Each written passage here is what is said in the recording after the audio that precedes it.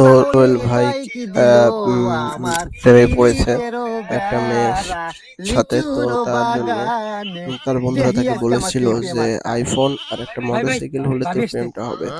তো এই জন্যে আইফোন আর একটা মোটরসাইকেল নিয়ে সে তার গার্লফ্রেন্ডকে কাছে যায় এবং তার গার্লফ্রেন্ড মনে করে যে সেদিন দেখলাম ফকিন্নি, কিন্তু আজকে দেখছি আইফোন আছে, মোটরসাইকেল, তাহলে তো সে কোটিপতি হবে। উম, এই জন্য তো সাইড সুইডে সবাই আছে, এই জন্য ভয়ে কথা বলতে পারছে না। তো ওদেরকে বলতেছে যে তোরা এদিকে যা, আমি আগে তোর ভাবির সাথে কথা বলি। তো দেখি কি কথা বলে।